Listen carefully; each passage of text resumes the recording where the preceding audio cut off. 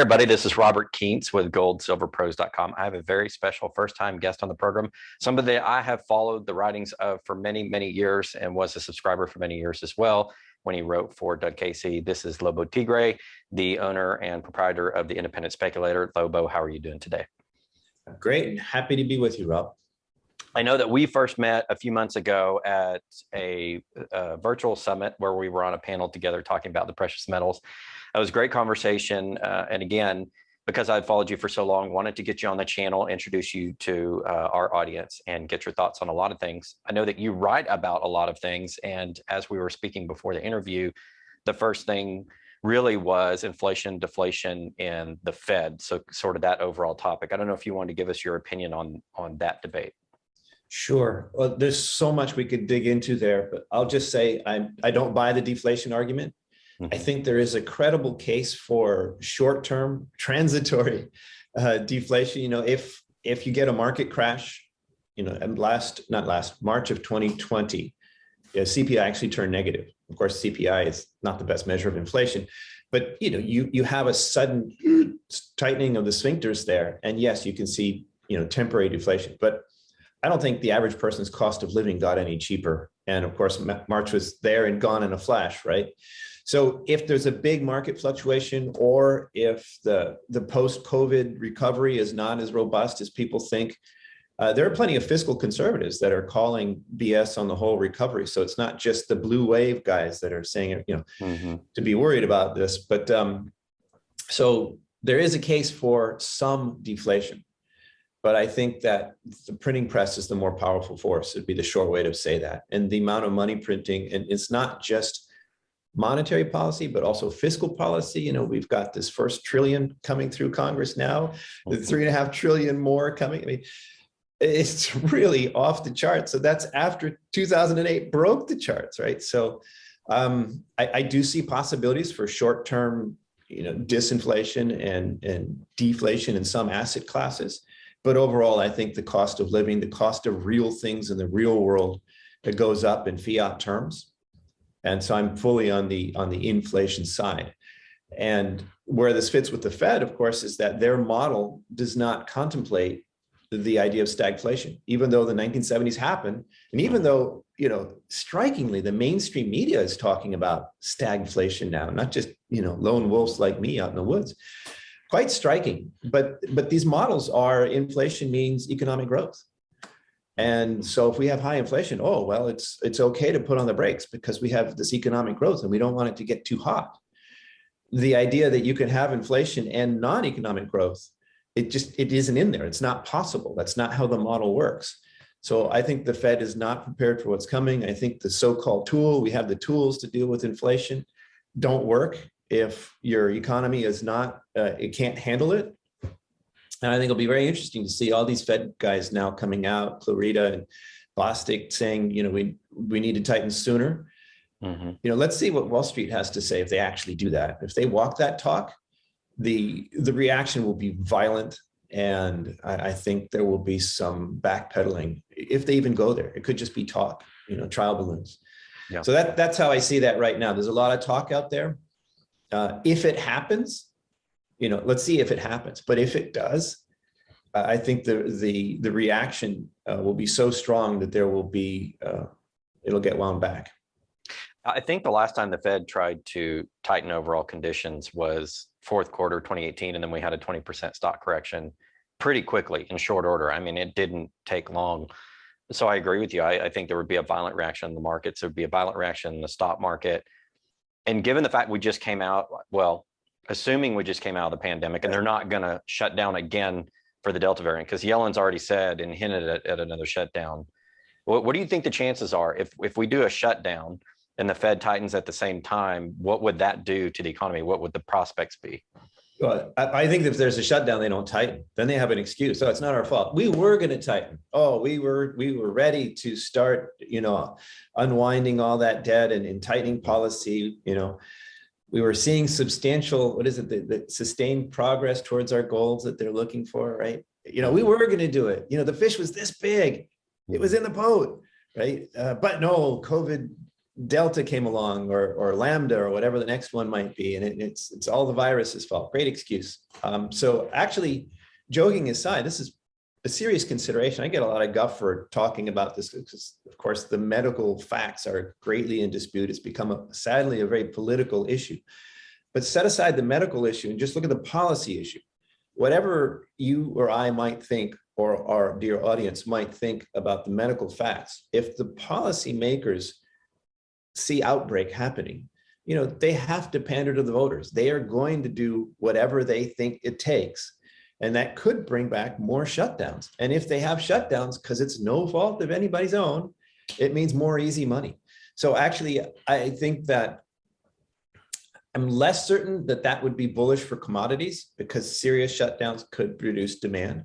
But I see it as very bullish for the monetary metals because I never say never. There's no sure thing in investing. But I see it as highly probable that it would result in much more easy money, both fiscal and monetary, more stimmy checks. Yeah. One of the big topics this week is on the Gold Smash Sunday night. I want to get to that in a moment. But before we do, we were chatting before the interview about the jobs report. I think that's, from a macro perspective, is extremely important for us to talk about. Did it surprise you that we had such a positive print in the jobs report last week? And regardless of that as well, what do you think that portends for the economy? Do you think we're having any sort of real recovery?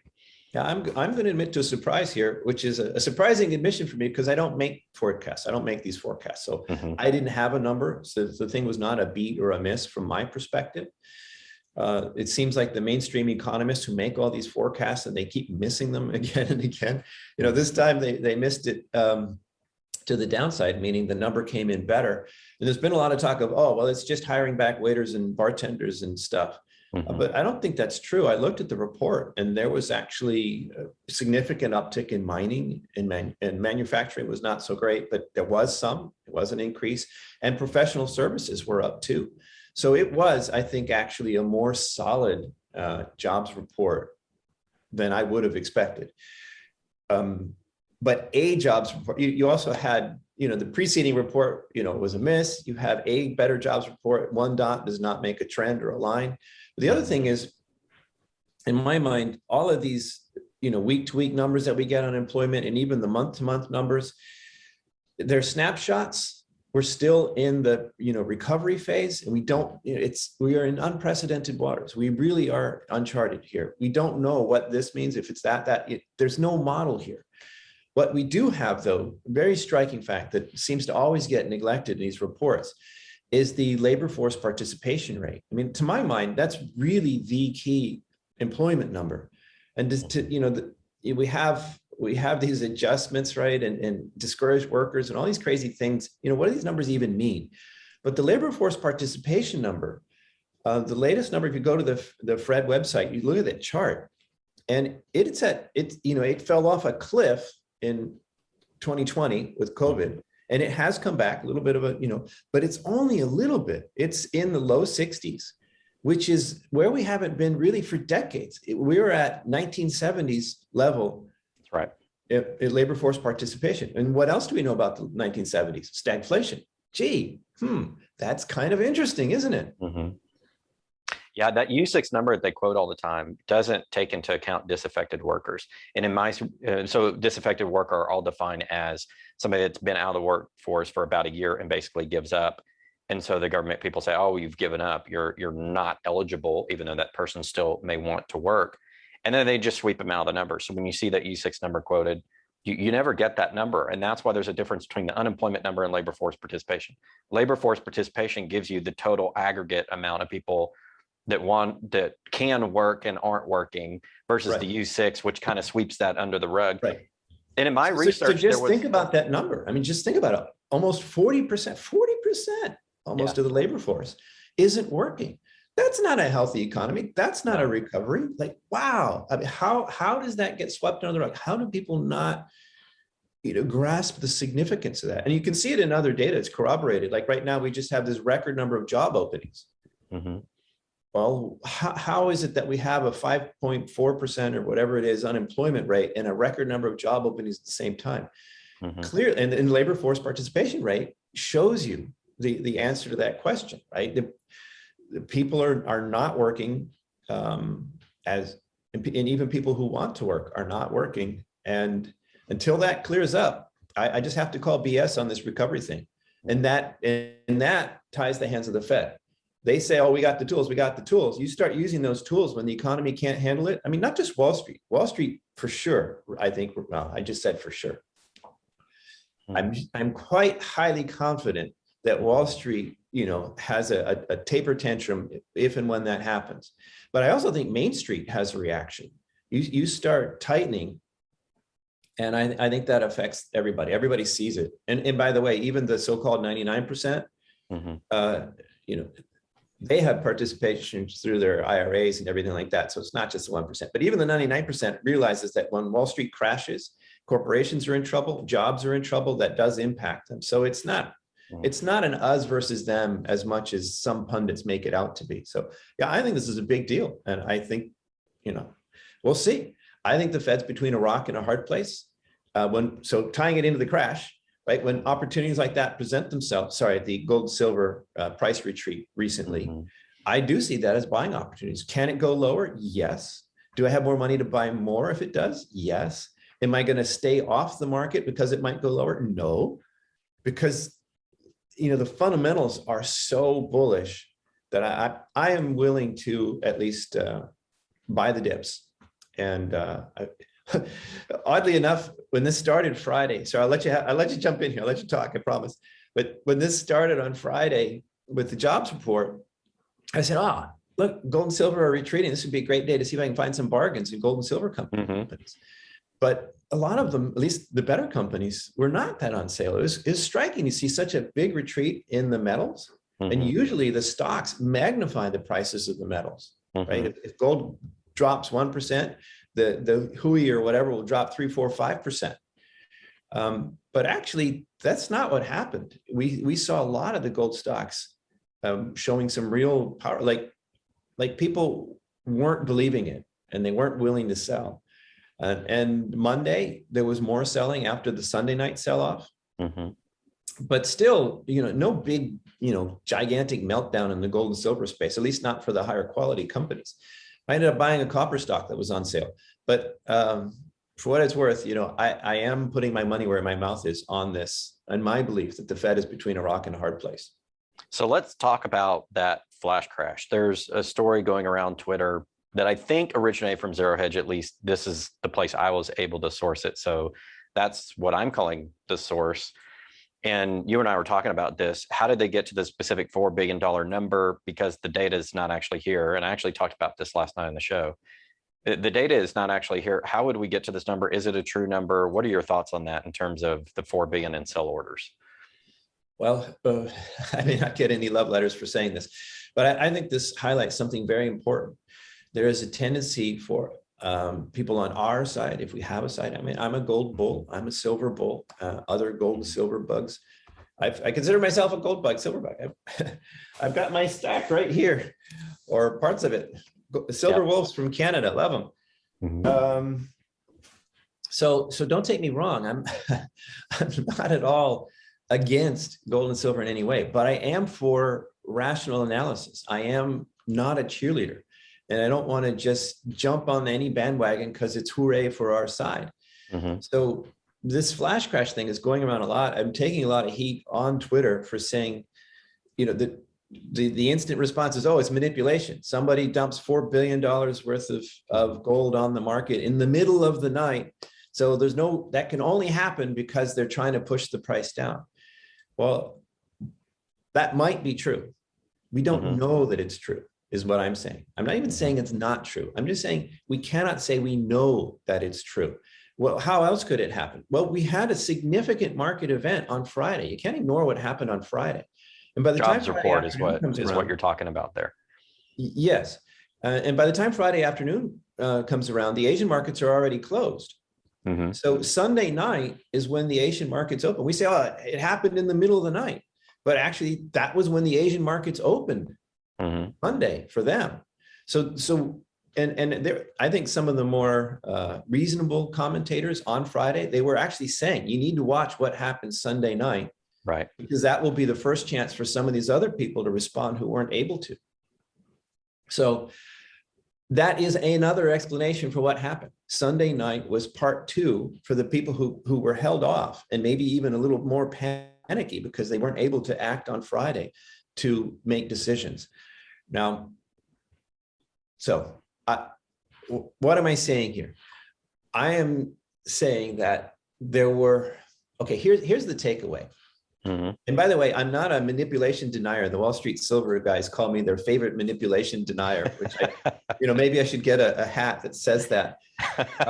Yeah, I do see market manipulation. I just think it's not useful to ascribe everything to market manipulation. If gold and silver can go up and that's fine, but every time they go down, it's manipulation. Come on, that's not realistic. If gold and silver can never go down without it being manipulation, then what that does is it paralyzes you. It gives you no way to explain, why look at the markets? Why look at price trends? If everything is 100% manipulated, really the only rational thing to do is to pick up your marbles and go home. Because tomorrow they can set the price at whatever, it'll bankrupt you, your investments will all go to zero, whatever. So if you really believe that, the thing to do is to stack and ignore the markets, ignore the stocks, stay out of this. But if you're gonna speculate, as I do, if you're going to look at price trends, if you're going to look at what's going on in the world, the Fed, inflation, deflation, these things we've been talking about, then you can't just write off everything to manipulation. So again, here's the bottom line, Rob. I think that as disciplined speculators in this marketplace, we have to not be cheerleaders. We have to look at the data and we have to rationally say, what does this show and what does it not show? So what happened over this weekend could be manipulation, but doesn't prove it. We have another explanation, a reasonable explanation based on market action. So my view is that when there's a price movement that has no explanation, like just nothing happened, there was nothing in the news, the dollar, real interest rates, nothing else moved, just the gold and silver price or one or the other with no cause whatsoever, that I'm more likely to see as manipulation. But when this happened Sunday night, the dollar, the DXY did go up and gold went down. And then when it turned around again, guess what? The dollar turned around again. So there were other market forces with explanatory power, which raises the bar for the manipulation conclusion. Yeah. Okay. So that's my view is as disciplined speculators, we need to look at the data. And sure, if the data seems to support manipulation, there's no other explanation, maybe that's a reasonable conclusion. But when there are other explanations, it can't be reasonable to always just say manipulation, manipulation, manipulation. Yeah, some short positions could be people trading the markets, because if you think about it, it's a derivative market. People want price exposure, gold and silver, not looking for physical. So they're not looking at the long-term cyclical trend or necessarily the long-term economic fundamentals. They're looking at the sensitivity of gold to economic events. And an employment number in the US, the strongest economy in the world, of course, is going to be one of those. Sure. So that does make sense what you're saying. I would also say for my time when I was working for a Forex dealer and traded in the currency world, traded currency pairs like USD, pound, everything that you can think of, USD, yuan, USD, yen, the currencies themselves, the biggest single event that would affect the US dollar would be the jobs report. So first week of every month, we would pay attention to the jobs report, and you could have a trading strategy over trading the dollar depending on how good or bad the jobs report was. And it was the easiest trade, in the book. You could always make money from it if you were disciplined. So yeah, a lot of the currency markets do reflect what goes on in the jobs market. And I think gold does as well. So, and another key thing here is to remember that the so-called price of gold, it's not set by people like you and me. It's clearly when we go into the coin shop, the premiums on fabricated, it's not what we're paying. So understand that the so-called gold price or silver price, that is a futures contract price. The most quoted price is not, stop calling it the gold price or the silver price. It's not. It's the price of gold and futures contracts on the COMEX. And if you don't like that price, don't use it in the first place. But if you do quote it because it's so easily quotable, understand that you're quoting that futures price. And that matters because the futures traders, they're not like us. They're not gold bugs. They're not in it to put the world back on hard money or some ideological cause. They're traders. They're even day traders, short-term traders. There's a lot of traders in there that are in there. And so, this ties into the spoofing thing. Like, every time I talk about trying to be rational about the manipulation question, somebody says, JP Morgan, like that somehow proves everything or disproves anything that I'm saying. So JP Morgan gets caught spoofing. Okay. Well, we just had, was it the USB guys that got caught spoofing, but they were spoofing it the other direction. They were caught spoofing it to artificially increase gold prices. So I'm not denying the spoofing happens, but look at it. We have one conviction for lowering gold prices. We have one conviction for raising gold prices. Both of these are private players that are messing around with the gold price to make money. Yeah. Okay. So what does that tell us? It tells us that there are actors in the market that are willing to fool around with the price just to profit from that trade. Does that prove a government conspiracy? Well, actually, it gives us an alternative explanation. A lot of this manipulation we see can just be bad actors interfering with the marketplace to make money themselves.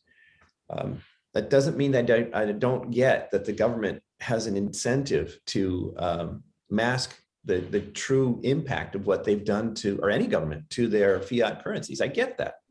All I'm saying is it behooves us to be rational about what the evidence does and does not prove. So. Yeah, and one of the things I said last night on the program was, regardless of the short-term price move, it doesn't affect the long-term bull market thesis for gold. The fact that we're basically tracking what happened to gold in the 70s and 80s, almost identically on the chart, and that we're probably in another big bull market for gold. These intermittent flash crashes that people get emotional about, and it's easy to get emotional about if you follow it every day, if you're a fan of it, and you have money invested in it, and this is part of your retirement. Okay, it does make sense for people to react to that, but we have to remember to think long-term, right? Think long-term cycle, long-term macroeconomic indicators. And for me, that's what helps keep me sane in this market and not overreacting to every price move that we see in gold and silver. That's a great point. Maybe we should wrap up on that. Look, if they could set the price of gold, it would still be $250. Yeah, exactly. This totally manipulated thing, it just can't be true. And to the degree that it is manipulated, and I am saying there is manipulation in the market, I'm even willing to, as a libertarian, I'm willing to say, I can see the government's interfering there if they could, but they can't control it. If so, gold would never have hit $2,000. I mean, and I think the facts show, the evidence shows that manipulation is not total, control is not total. At the end of the day, reality matters. And I think gold and silver will call BS on all the shenanigans that governments have done to their fiat currencies around the world. And I'm putting my money on that thesis. Yeah, I totally agree with you. So we didn't have enough time, I think, to talk about all the things we wanted to. So I'd like to invite you back on the program, Lobo, at some point in the future. I think there's a lot more that we can cover. For now, I wanted you to educate people on how they can get connected to you if they want to hear more of your thoughts, and talk about a little bit about your subscription service as well. Sure. Well, thank you much. And obviously, I hope people will do business with me. I have 4 paid services. One of them is like consumer reports. It's not my portfolio. It's not, my bets. It's me evaluating stocks that people ask about, because it happens all the time. What do you think about this? What do you think about that? So I have a service that does that. I tell you exactly what I think about that stock. I also have, our high-end, my portfolio is the centerpiece of the subscription, the independent speculator you have there. But I just want to invite everybody to sign up for our free weekly digest. It is highly educational. It is valuable content. And I promise I won't spam you. If you sign up for this, you get 1 email per week. I think in the 3.5 years I've been doing this, I have sent out like 2, a survey and a questionnaire or something like that, other than that weekly email. So, and it has links to educational materials, my thoughts on all these kinds of subjects and more. I'll just leave it at that. Try it and see if I'm true to my word about not spamming you, and see if you want to do business with me. Yeah. Thank you so much, Lobo. I greatly appreciate all the stuff that you have written over the years. As a big follower of yours, and appreciate, again, your rational perspective. It helps to be rational in times when stuff happens that affects our portfolios. And that's true whether you own gold, silver, stocks, bonds, real estate. It doesn't really matter.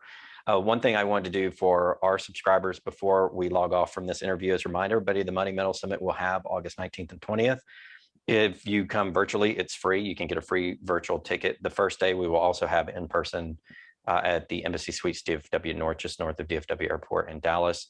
It's $29.99 for that, and we'll provide dinner for you as well. There is a sign-up link that will be in the description below. All right, thank you so much, Lobo, for stopping by. I appreciate it. Would like to have you back on sometime in the future. Appreciate your thoughts, and hope everything goes well for you in the markets. Thanks, Rob. You too.